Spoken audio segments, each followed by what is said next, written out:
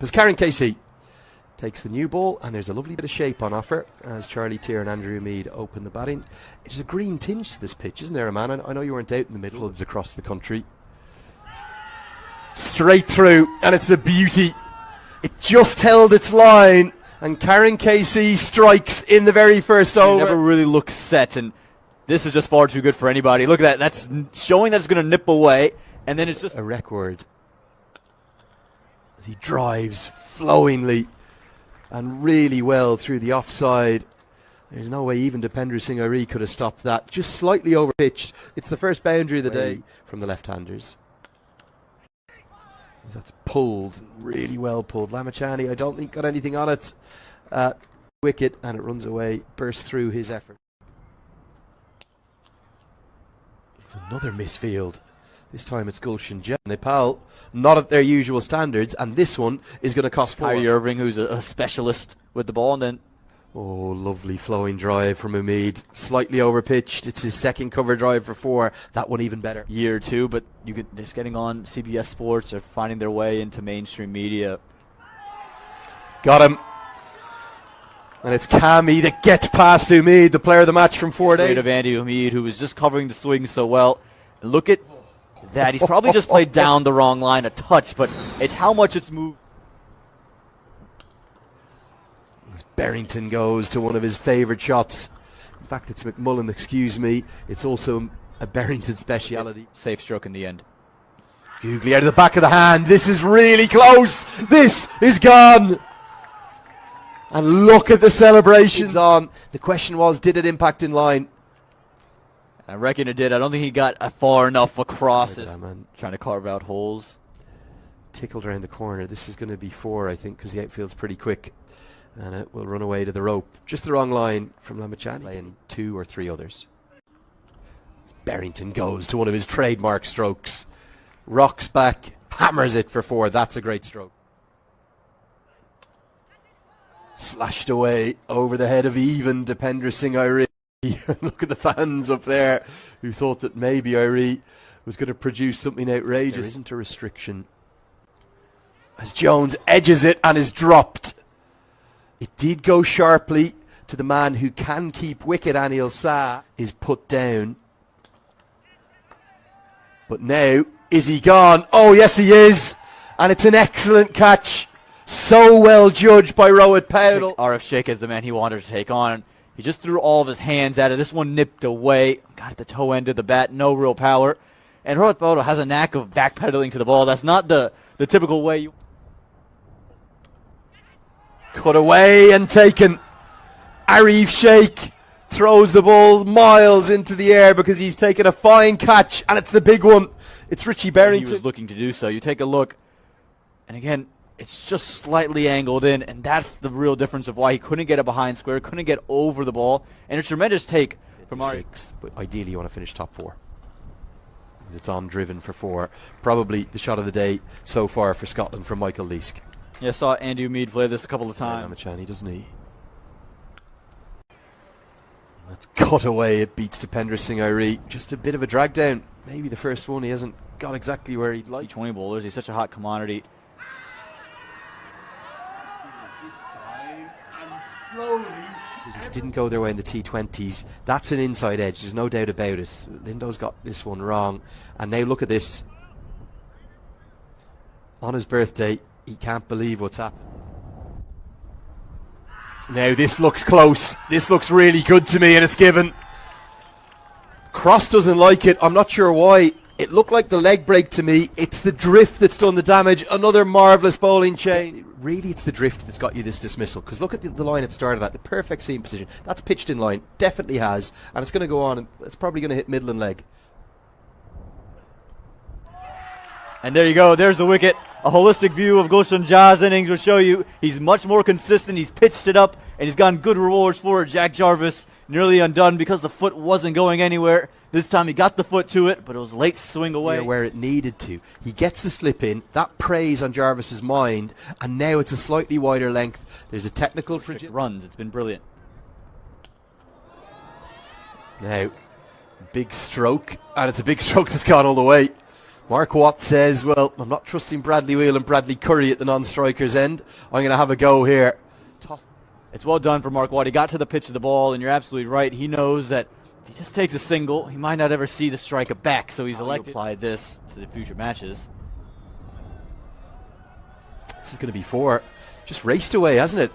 Feels like it's come a little bit off the under edge. He's bounced back so strongly since. As this is edged and gone. Look what happens when you trust your leg break, man. Isn't it a funny old game? He's watching for the one to come back in. He played a couple of shots down the ground, so now he's more looking to drive, kind of be aggressive against Sampokami. Down the track, hacks it towards long on, and it's over his head. It is the maximum. You just have a sense that this may go awry here for Nepal. What is a capable ball striker? Likes pace on the ball. Very good. Again, he's got strong wrists, a strong base that he can hit from. He's had to reach out for that.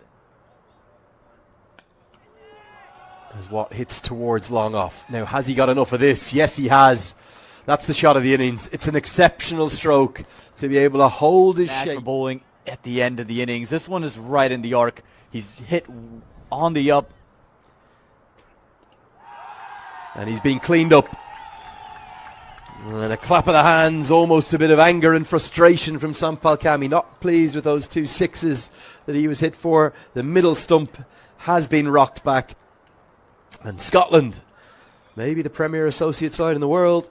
They've been rolled out in helpful bowling conditions, yes, but a really strong performance to really get going. Scotland would sit there and say, well, we got ourselves to starts. Everyone got into the teens apart from Charlie Tier, who was undone by a brilliant Mark Watt at number 8, getting through the teens and into the 20s, let alone the 30s. Watt the high scorer. There's a bowling effort for me. Well, the 2 standouts. He's going to be bowling to Asif Sheikh. In fact, he's bowling to Anil Shah. They've done that to me again. 2 games in a row. The scorers: Anil Shah on strike, Asif Sheikh at the non-strikers, and the 2 right-handers. Another big shot. Okay, it's a great shot. And it's gone all the way for 6. Not the approach we would have expected. You see him go with the front footed. This one held his shape much better versus trying to just hack it into the leg. Glorious shot. The shot of the chase. Just a push, no more than that. Doesn't try to overhit. A bit more from Nepal. Just as I say that, they've lost their first wicket. And who else would it be but Brandon McMullen? Did look as though it might have been a little leg side-ish, but the finger went immediate. I thought the natural angle at first was that it was going to angle down, but then it kind of just held its line. So yeah, leg stump, that's going to hit. Middle and leg. Middle. Sub-Tiksa. Bowls him. Oh no, it doesn't, but it is LBW. I thought it got through. It was so full and so straight, and in essence, he wheeled away. Back. And you can just see here, he's kind of just stuck in no man's land. Gets across himself, just tries to get the bat down. It's clear as day. That one's going to... Another nice straight drive. It's the second one of his innings. This is like the Bertel we saw at number 3 in the T20 series. He's got to double figures already, overpitched and conditions, or local conditions. It'll be held in Muscat. Bowls him, he's chopped on. Asif Sheikh cannot believe it because he's done all the hard work. Well, and again, just look, it just doesn't turn. It almost just straightens up a bit, but he's just played all over it. The inside edge, chopped it onto stumps, and a little bit of back up to the top. Edged and gone. It's McMullen again, and it's the big one. It's Rohit Powdell, who's just kind of poked at one outside the off stump, fighting ever so hard. And this is just, well, it's a bit of a tame dismissal. He hasn't done much wrong. Yes, he's poked outside the off stump, but it's pretty decent delivery. It's swinging away after the angle in. History with this. Oh, well, a leave that's nearly brought about a wicket. I think it's going to bring about 4 runs. Nobody's done anything they were supposed to. Brandon McMullen's fallen over. Arif Sheikh's tried to leave the ball. It's come off an under edge. Andrew, that's a perfect example of where the game is right now. Now, I think this has been put down. I'm going to have another look at it because now a much more authoritative cut shot. Arif Sheikh, he's known as the Iceman for a reason. He's the man. I don't want to face this delivery. Driven flowingly again. Arif Sheikh is playing a little gem of a knock. It's changing this game. Slightly over pitch. Oh, now this is close and this is gone. He's been playing around that front pad, Kushal Bertel, and I don't think he can have any arguments here. He might have got bad on this. He might be unlucky in the decision. I don't think he is. I think this is going to go on and hit middle stump. Yeah, I agree. Probably sliding just a bit further down, maybe. This one's cut away for 4. Not in control. Mark Watt thought he had a chance, thought it might have gone to raging against the wind as much as anything. Helped around the corner. Good batting. That's going to be 4. Arif Sheikh is playing a gem of a knock as him. He can play shots like this. Doesn't have a bat sponsor. It's your last warning. Sign him up and sign him up now. If you don't, you'll have missed out. What a straight drive from the teenager. And that straight drive gives the sponsors plenty of chance to get seen. You see the full face of the bat. Oh, that's the shot of the day from either side. Driven somewhat on the up from Arif Sheikh.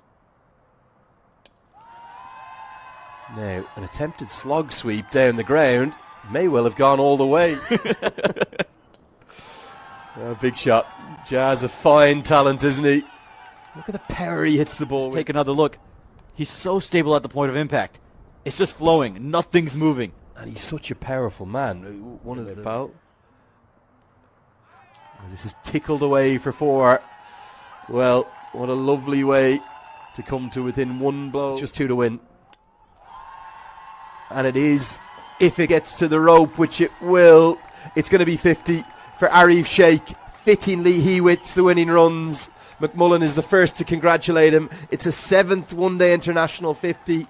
And maybe, apart from that innings against the UAE, none have been as critical in his 55 matches thus far. Nepal, they've ended that 200-plus days. You're in all sorts of trouble at 63 for 4. So to turn that around, for me, there's only one winner of the player of the match today. That should be Arif Sheikh, but we'll leave that up to the match. Yeah, again, I can't fault many of their bowlers here. Even Brad Curry, yes, probably more expensive and a little bit more wayward than he would have liked to have been. But everyone, they bowled their heart out. McMullen picked up wickets in key moments. I thought Wheel